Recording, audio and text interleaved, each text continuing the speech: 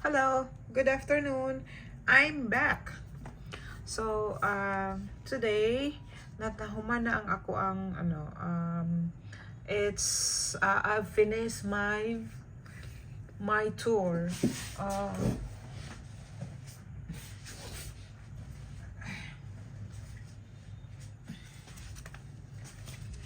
we call it yung tour kanina. I finished already, tiring because it's a long way to go to that area. It is Cuchi Tunnels. Cuchi Tunnels, ako siyang i-post akong vlog, akong mga videos nakuha dito. Ang Cuchi Tunnels, yun yung mga tunnels during the war. 1961, 1976, 1975. It is may mga tunnels doon, tapos may mga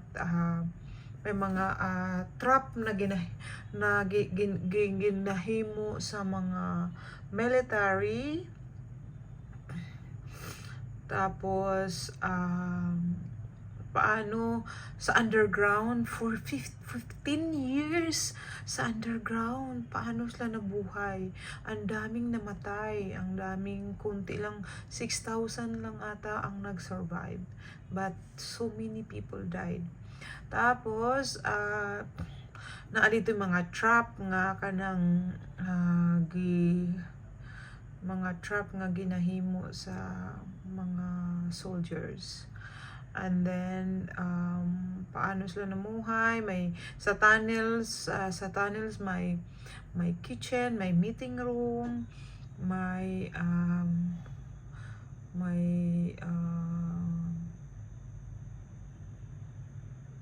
daghan kaayong mga panghitabo dito sa tunnels.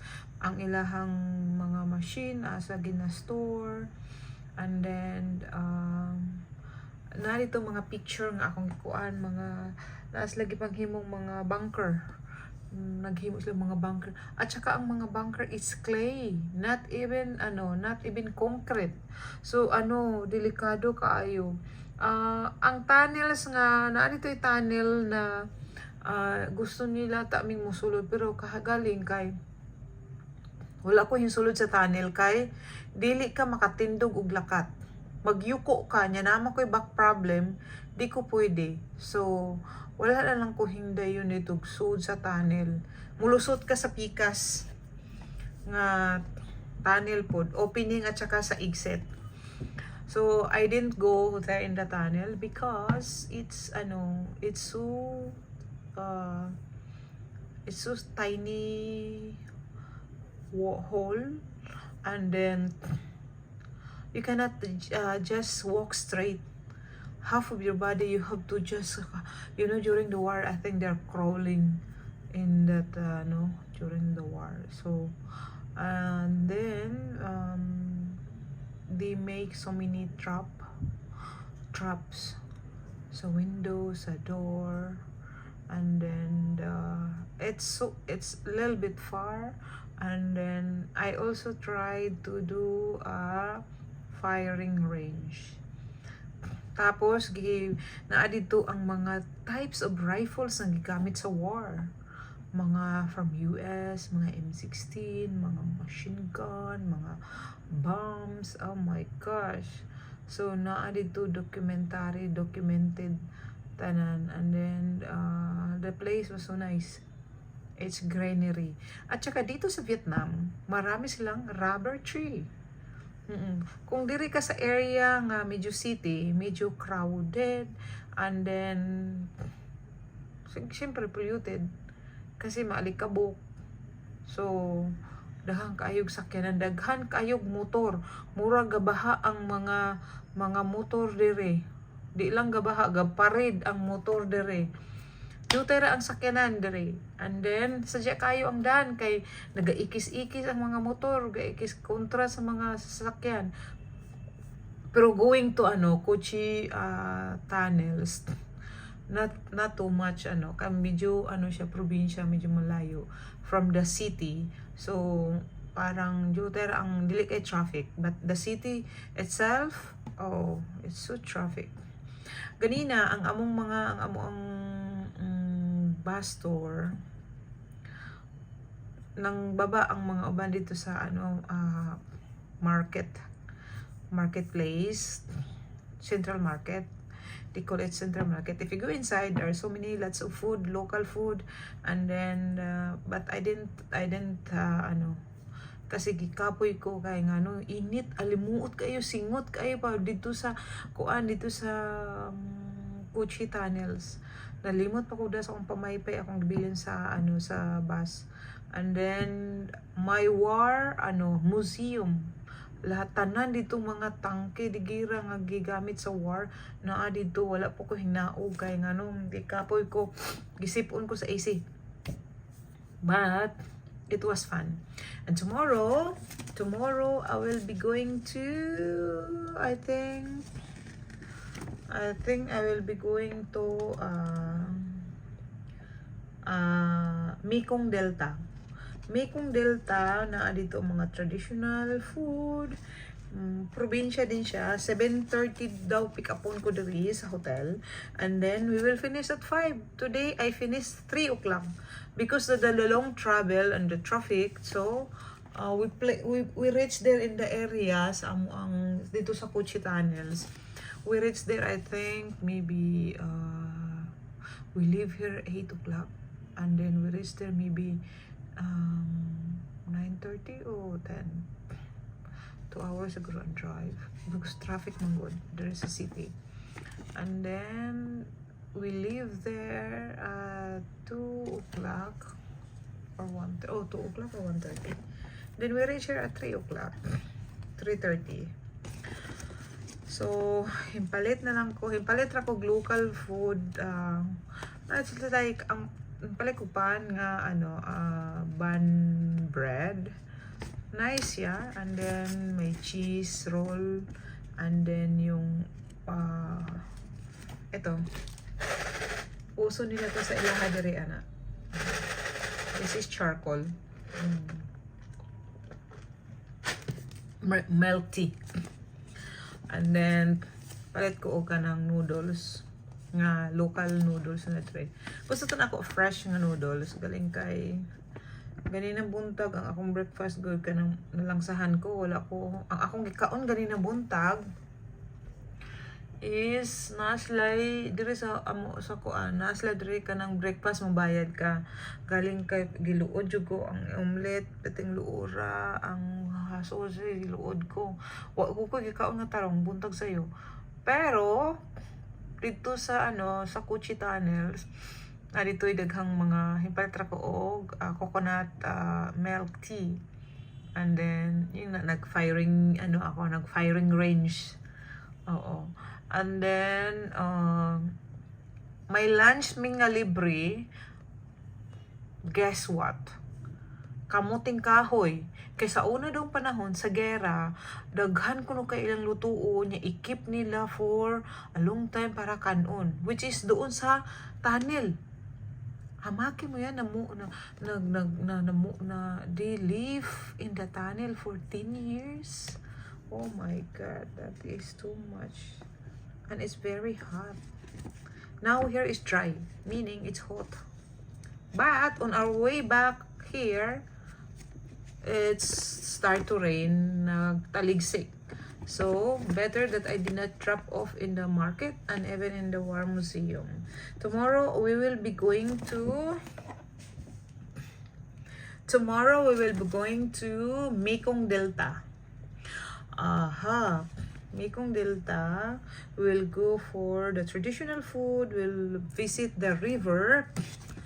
Mag-river, and then mayroong mag-rowing me daw doon sa river, and then mayroong traditional dance and music.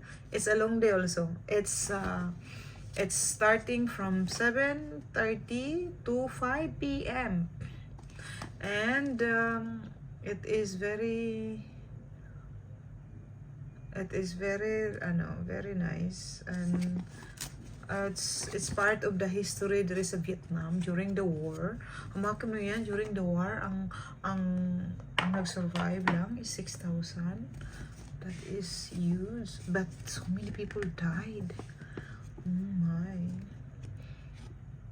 So nag-split ang explanation sa katong tour guide. Mayroon doong map, may map dito nga mo ni siyang area ang ginahimuan o during kahing pasok man pod ang US. Muna Vietcong, Vietnam Communist. And then meron doong pink area na ano ba yung pink area na yon? Mayroong explanation doon ng tourist guide. But nagkagulo na ang during sa war kay dili na mahibaw-an kung kinsa ang military unya na apa ibang mga civilian nga kuan na pod hing laban. But at least na-liberate na sila. And then now Vietnam is really progressing. Sa probinsya nindot siya, malinis din, and then parang ang mga Vietnamese, they are very disciplined kahit sa ilang mga lugar, hindi ganun ka kalat-kalat and then talaga mayroon silang they're also very friendly. Our tour guide was so very friendly, and then lots of people coming here. Lots of tourists coming here because of the great history sa Vietnam. So see you tomorrow for my next tour, day 2 in Vietnam. And the day 3, I'm not sure if I can go to Bay Long Beach, which is in Hanoi. So hopefully I can make it to Hanoi. Kasi kang gikan diri mo flight ka pa. And then ang akong ticket is direct flight gikan lang dire. Kung adto kog Hanoi dapat i-change na ko akong ticket from Hanoi to Dubai. So thank you so much for watching and enjoy all the videos that I have taken during sa tour trip to Kochi Tunnels ba yun? Kochi, oh. Yes, Kochi Tunnels. And some of the pictures, may mga trap doon, may mga rifles, may mga more on tunnels, more on trap, yung mga way out nila. So thank you so much, and hope you will enjoy, hope you will watch and enjoy, kasi mauna siya ang real area nga natabo ang war.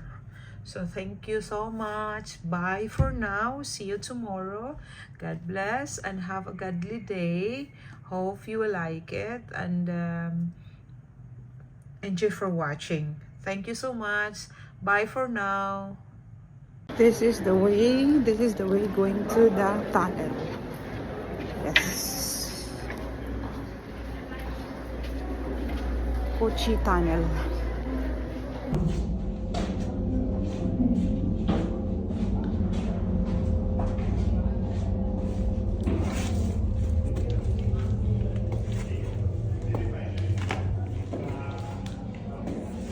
This is the tunnel, but I'm not going there.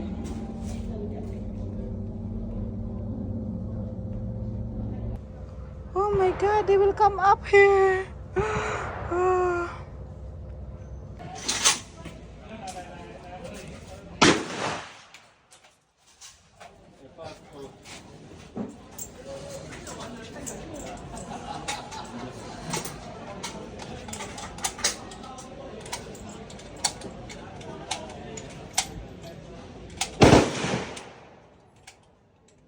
How many?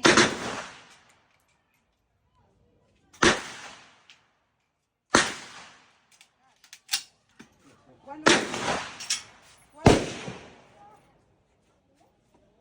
No, no, no, no, no.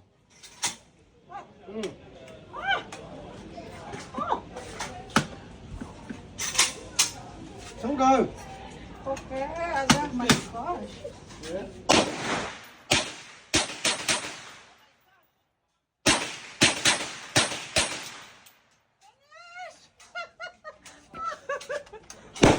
Thank you for watching.